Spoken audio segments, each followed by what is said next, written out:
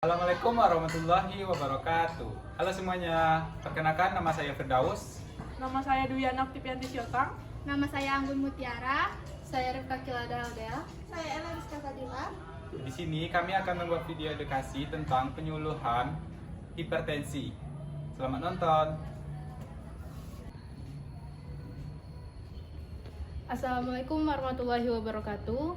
Selamat siang dan salam sejahtera untuk kita semua.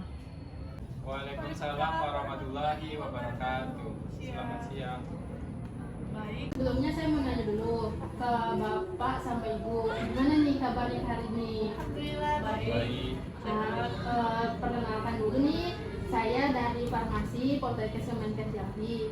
Jadi di sini saya akan melakukan penyuluhan kepada Bapak dan Ibu sekalian tentang hipertensi.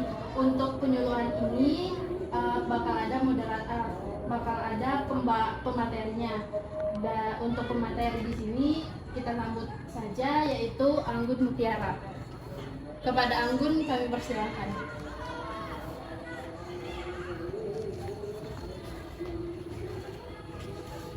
Selamat siang Bapak-bapak dan Ibu-ibu sekalian. Ya.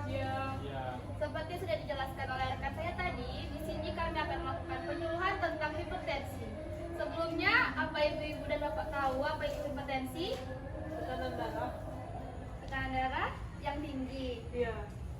Sebelum masuk ke materi penyuluhan ini, saya mempunyai selembaran yang bisa kalian lihat, akan dibagikan oleh moderator.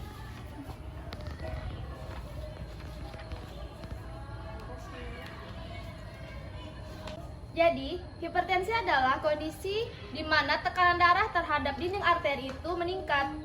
Nah, di sini saya mau tanya kepada Bapak dan Ibu-ibu, kalau boleh tahu berapa tekanan darah Bapak-bapak dan Ibu-ibu di sini?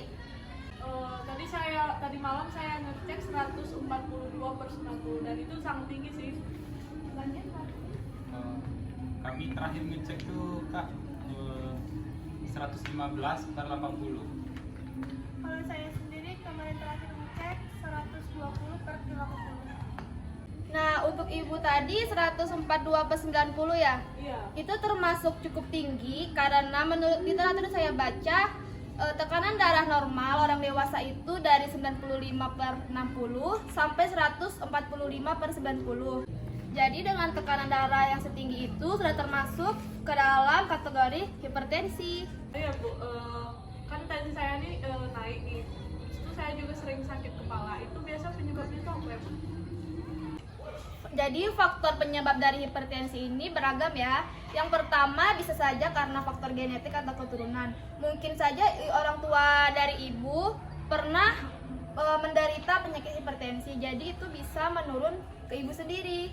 Yang kedua bisa saja karena faktor dari organ tubuh. Misalnya semakin tua seseorang maka akan berkurang juga fungsi dari organ-organnya seperti ginjal. Jadi perubahan fungsi ginjal karena penuaan ini akan menyebabkan keseimbangan garam dan cairan di dalam tubuh akan terganggu. Alhasil tekanan darah pun ikut meningkat. Yang ketiga ada pola hidup tidak sehat, seperti kebiasaan merokok, mengkonsumsi makanan asin, dan terlalu banyak mengkonsumsi makanan manis serta kurangnya aktivitas fisik. Di sini saya mau nanya kepada ibu-ibu dan bapak sekalian, apa bapak-bapak dan ibu-ibu di sini suka mengkonsumsi mie instan seperti Indomie? Suka banget. Iya Bu, enak. Nah emang Indomie itu emang enak, tetapi apa kalian tahu berapa kandungan natrium atau garam yang ada pada Indomie? Tidak tahu. Jadi kalau ibu-ibu atau bapak melihat di belakang kemasan Indomie itu ada informasi nilai gizi. Di situ terdapat informasi berapa jumlah natrium dan garam yang terdapat dalam satu sajian bungkus Indomie. Di situ tertera natriumnya sebanyak 3.620 mg. Sedangkan untuk konsumsi perharinya kita hanya bisa mengkonsumsi batasan natrium sebesar 2.000 mg. Jadi jika ibu-ibu atau bapak-bapak di sini sering mengkonsumsi Indomie, maka kandungan natrium di dalam darah akan lebih banyak, sehingga itu akan menyebabkan salah satu faktor penyebab hipertensi. Jadi, kebanyakan makan makanan yang mengandung natrium atau garam yang tinggi akan menyebabkan air di dalam pembuluh darah menjadi banyak karena natrium itu mengikat air, sehingga tekanan darah menjadi naik dan sel-sel di pembuluh darah tidak kuat menahan tekanan darah yang semakin tinggi.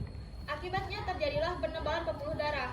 Awalnya penebalan pembuluh darah ini memberikan efek lega bagi tubuh, tetapi hal tersebut tidak berlangsung lama dan akhirnya tekanan darah semakin tinggi.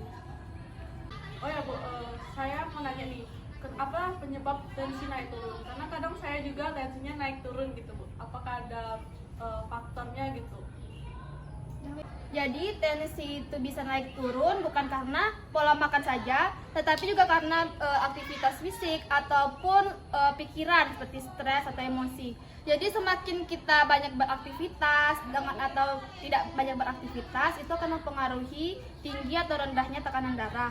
Juga misalnya ada orang yang stres pikirannya, itu biasanya orang yang stres itu tekanan darahnya juga bisa lebih tinggi daripada orang yang tidak stres. Bu, obat untuk hipertensi apa ya? Jadi obat yang bisa dikonsumsi yang ampuh untuk menurunkan tekanan darah itu salah satunya ada amlodipin. Karena amlodipin ini berguna untuk merelaksasikan pembuluh darah sehingga aliran darah menjadi lebih lancar. Baik Kak, di sini kami kan sebagai warga yang hidup di desa itu kan banyak pohon-pohon nih. Jadi apa saja pohon atau tanaman obat yang bisa kami manfaatkan untuk menurunkan hipertensi tersebut? Jadi tanaman-tanaman di sekitar kita ini yang bisa dimanfaatkan untuk menurunkan tekanan darah itu ada banyak. Tetapi yang sering digunakan oleh orang-orang itu seperti rebusan daun alpukat, rebusan daun salam, rebusan rimpang jahe, dan ada juga rebusan temulawak. Oke baik, untuk temulawak tuh cara pengolahannya gimana ya? Soalnya di desa kami ini lumayan banyak gitu tumbuh temulawak. Cara membuatnya itu cukup mudah, hanya dengan mengiris 1 rimpang temulawak, kemudian kita rebus dengan 3 gelas air, kita rebus sampai dia mendidih dan menyisakan tinggal 1 gelas, sekitar 1 gelas. Nah, kalau sudah selesai itu kita dinginkan sehingga sekitar hangat-hangat kuku lah. Nah, baru kita tambah dengan madu sebagai pemanis alaminya, cukup 1 sendok saja. Nah, habis itu kita bisa mengonsumsinya setiap pagi. Itulah tadi materi penyuluhan tentang hipertensi. Selanjutnya penutupannya akan ditutup oleh rekan saya. Baiklah ibu-ibu dan bapak-bapak sekalian, mungkin itulah tadi penjelasan dari Ibu Anggun Mutiara. Mungkin itu bisa dimanfaatkan dalam kehidupan sehari-hari dan menambah informasi kepada ibu-ibu dan bapak-bapak sekalian. Baiklah dari saya, bila ada salah kata mohon dimaafkan. Kami akhiri, wabillahi taufiq wal hidayah. Wassalamualaikum warahmatullahi wabarakatuh. Waalaikumsalam. Sekian dan terima kasih. Sama-sama. Itulah video edukasi penyuluhan tentang hipertensi. Semoga bermanfaat bagi kalian semua. Kami akhiri. Wassalamualaikum warahmatullahi wabarakatuh. Bye-bye.